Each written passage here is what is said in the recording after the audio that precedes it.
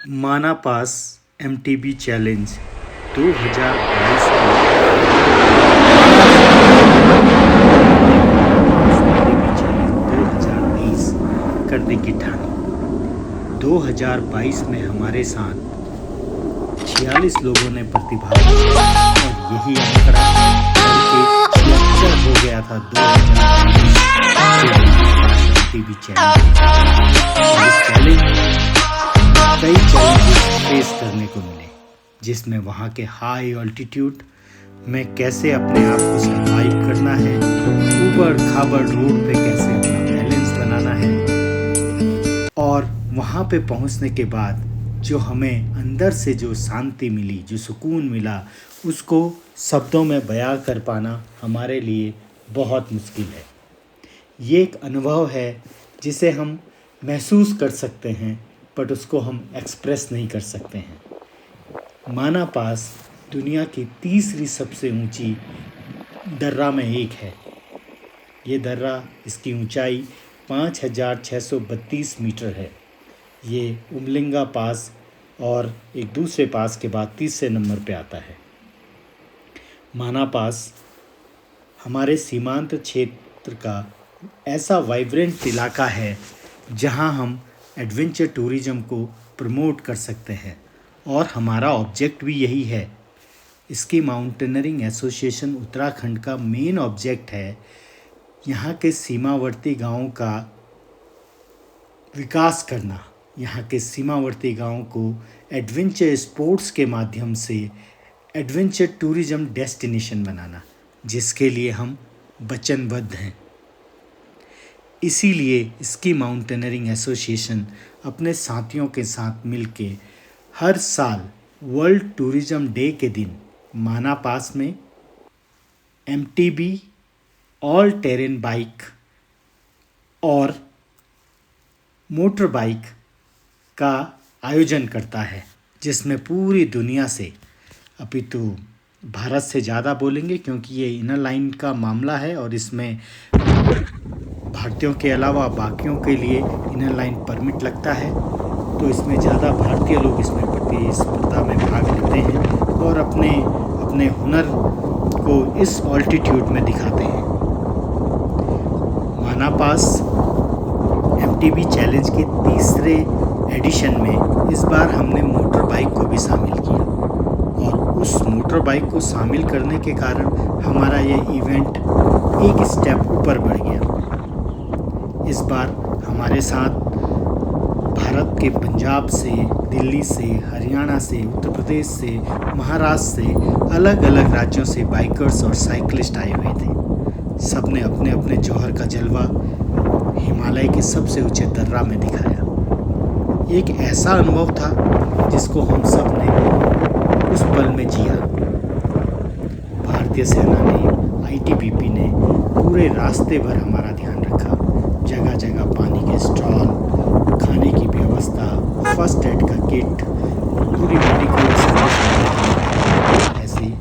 तो ये पूरा इवेंट उत्तराखंड के तत्वाधान में होता है। माना पास जाने के लिए आपको इनर लाइन परमिट लगती है। इनर लाइन परमिट आप जोशीमठ एसडीएम ऑफिस में जाके इसको आवेदन कर सकते हैं। वहाँ से आपको एलआईओ रिपोर्ट के लिए भेजा जाता है और आपको इसमें एलआईओ की रिपोर्ट लगानी पड़ती है। एलआईओ रिपोर्ट के बाद एसडीएम जोशीमठ आपको परमिशन देता है। फिर उस परमिशन की एक कॉपी आपको आर्मी को और दूसरी कॉपी आपको आईटीबीपी को दिखानी पड़ती है। ये सारी परमिशन और ये सारे कागजात की प्रक्रिया पूरी होके आप सुबह के समय 5:30-6 बजे बद्रीनाथ से माना पास के लिए आराम से निकल सकते हो।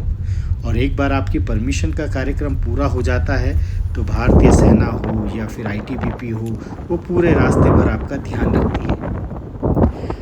हमारे इस उद्देश्य में पूरे जोशीमठ से नहीं, पूरे भारत से लोग बढ़ चढ़ के हिस्सा ले रहे हैं। ये एक ऐसी डेस्टिनेशन है जो अभी अनएक्सप्लोर्ड है, अभी लोगों ने इसको अच्छे से देखा नहीं। माना पास बहुत सुंदर है, बहुत बहुत सुंदर है। वहाँ पे है देवताल। देवताल मतलब देवताओं का तालाब, जहाँ पे देवता स्नान करने के लिए आते हैं। ये भी भारत के सबसे ऊपर, सबसे हाइट में बसे हुए एक नेचुरल लेक का इसे कीर्तिमान हासिल है। और यहाँ पे उद्गम स्थान है सरस्वती रिवर का। सरस्वती नदी यहीं से निकलती है, देवताल से। और इस पूरी यात्रा में जो आपका जोश भर देते हैं वो है इंडियन आर्मी। इंडियन आर्मी के साथ ये यात्रा हमें बहुत बहुत रोमांच का अनुभव देती है। बद्रीनाथ से जब हम निकलते हैं तो इसकी जर्नी ही अपने आप में अद्वितीय होती है। शब्दों में, मैंने दोबारा कह रहा हूँ, शब्दों में से बयां कर पाना बहुत मुश्किल है। माना पास एक ऐसी डेस्टिनेशन है जिसे अभी दुनिया के नक्शे में आना बचा है। और अभी ये सच में उन जगह में है जो बची हुई हैं। यहाँ की सड़कें, यहाँ का टेरेन, यहाँ का एटमॉस्फेयर, यहाँ की ऊंचाई, अभी तक लोगों ने इसे अनुभव नहीं किया है। और जब तक विकास की इस दौड़ में सड़कें बन रही है, कनेक्टिविटी बढ़ रही है, उससे पहले आप हिमालय के इन छुपे हुए दर्रा, इन छुपे हुए पासेस को देख लीजिए। कम से कम आपको ये सुकून तो होगा कि आपने भारत के इतने ऊंचे दर्रा को तब देखा है जब विकास, आप विकास से आगे इस चीज़ों को देख लीजिए। विकास तो पीछे।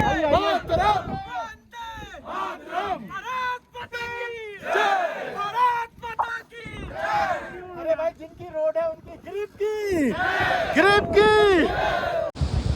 अगर मैं अपने अनुभव की बात करूं तो मैं कायल हो गया हूं भारतीय सेना का। इस जयकारे का जो दुनिया के सबसे ऊंचे दर्रा पे लगाया गया, भारत माता की जय, भारत माता की जय। और इसी साल हमने इस इवेंट को मोहन सिंह रावत गांववासी जी को समर्पित किया है, जिनके देख रेख में, जिनके आशीर्वाद से और जिनके आशीर्वाद पे हमें इस इवेंट को करने की प्रेरणा मिली। 2015 में मोहन सिंह रावत गांववासी जी के सामने हमने इस प्रस्ताव को रखा था कि हम माना पास साइकिल से जाना चाहते हैं। तब से 2021 आते आते पेपर वर्क, परमिशन और इन सब चीज़ों में उलझे रहे, पर आखिरकार 2022 में हमने माना पास MTB चैलेंज का पहला एडिशन पूरा किया, 2023 में दूसरा और अब 2024 में तीसरा। और तीसरे एडिशन में पहली बार हमने मोटर बाइक को भी इसमें शामिल किया। बहुत जल्दी हम आपको माना पास MTB चैलेंज का मोटर बाइक का एडिशन भी दिखाएंगे और उसमें आपको हम बताएंगे हमारी स्टोरी का दूसरा हिस्सा, कैसे 2023 और 2024 तक हम पहुंचे हैं 2015 से स्ट्रगल करते हुए। बट अब ये डेस्टिनेशन खुली है भारत के उन तमाम बाइकर प्रेमियों के लिए, नेचर प्रेमियों के लिए और उन लोगों के लिए जो प्रकृति के इस छुपे हुए अद्भुत खजाने का आनंद लेना चाहते हैं। हम इसकी माउंटेनियरिंग एसोसिएशन और मैं अजय भट्ट आप सभी से हाथ जोड़ के निवेदन करूंगा कि अपने ट्रिप में जरूर माना पास को शामिल करें और देखिए दुनिया की सबसे बेहतरीन दर्राएं। इस अनुभव को जिए और दूर तक मैसेज पहुंचाएं कि अब लद्दाख ही नहीं, स्पीति ही नहीं, माना पास भी सबके लिए खुल चुका है। बस आपको थोड़ी बहुत पेपर वर्क की ज़रूरत पड़ती है, वो आप समय पे पूरा करेंगे तो आप इस छुपे हुए खजाने का आनंद ले पाएंगे।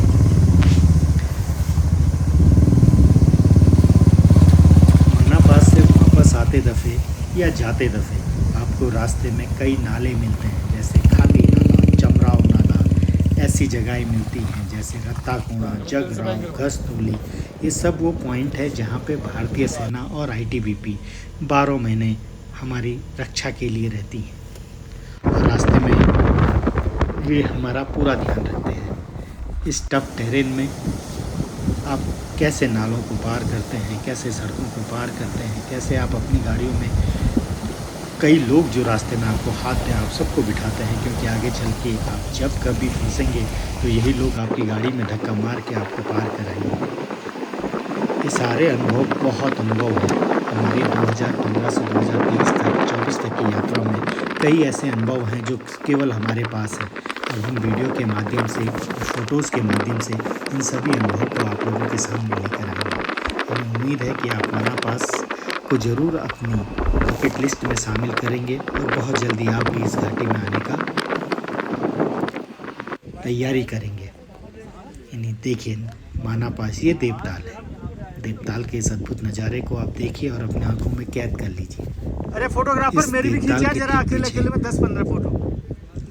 ये माउंटेन है, ये पहाड़ है जिसको आईटीबीपी ने 2005 में शायद क्लाइम किया हुआ है। नमस्कार।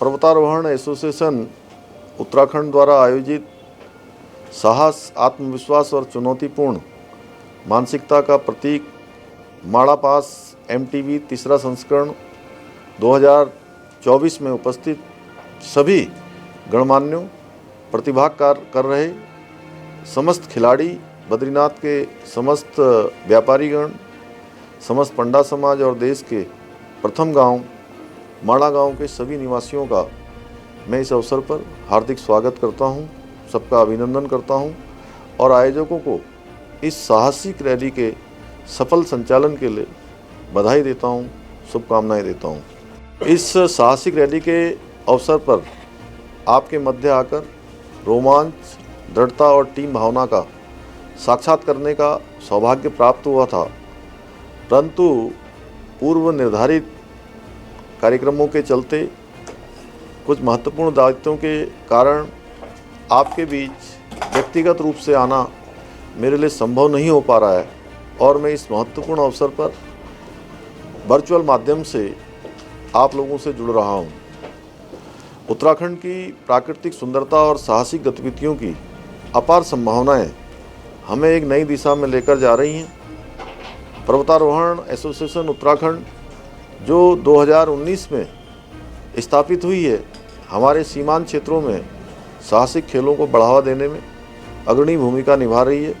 जोशीमठ और इसका आसपास के इलाके जो अपनी दुर्गम पहाड़ियों और अप्रतिम प्राकृतिक दृश्यों के लिए प्रसिद्ध हैं, साहसिक पर्यटन के लिए आदर्श स्थान है। स्कीइंग, माउंटेनियरिंग और ट्रैकिंग जैसी गतिविधियां न केवल पर्यटकों को आकर्षित कर रही हैं बल्कि स्थानीय युवाओं को भी नए अवसर प्रदान कर रही है। 2024 में ओली में सफलतापूर्वक आयोजित पहला स्की माउंटेनियरिंग नेशनल गेम्स और 2022 में ओली मैराथन की शानदार सफलता यह दर्शाती है कि उत्तराखंड साहसिक खेलों का एक प्रमुख केंद्र बनने की दिशा में अग्रसर है। साथ ही खेलो इंडिया विंटर गेम्स में उत्तराखंड की स्की माउंटेनियरिंग टीम द्वारा प्रथम स्थान प्राप्त करना राज्य के साहसिक खेलों के विकास की दिशा में एक मील का पत्थर साबित होगी। यह हमारी सरकार के प्रयासों का परिणाम है कि राज्य की युवा प्रतिभाएं राष्ट्रीय और अंतर्राष्ट्रीय स्तर पर भी अपनी पहचान बना रही हैं। मुझे गर्व है कि उत्तराखंड के 4 खिलाड़ी हार्बिन चीन में होने वाली विंटर गेम्स में भारत का प्रतिनिधित्व करेंगे। यह उपलब्धि न केवल राज्य के लिए सम्मान की बात है बल्कि हमारे युवाओं के साहसिक खेलों में उज्जवल भविष्य की भी पुष्टि करती है। माननीय प्रधानमंत्री जी का कथन, सीमांत गांव हमारे देश के प्रहरी हैं और इनका विकास राष्ट्रीय सुरक्षा का महत्वपूर्ण अंग है, हमें यह प्रेरणा देता है कि हम माड़ा जैसे गांवों में साहसिक खेलों और पर्यटन को बढ़ावा देकर न केवल युवाओं को नए अवसर प्रदान करें बल्कि सीमांत क्षेत्र के विकास और राष्ट्रीय सुरक्षा को भी सुदृढ़ करें। धन्यवाद।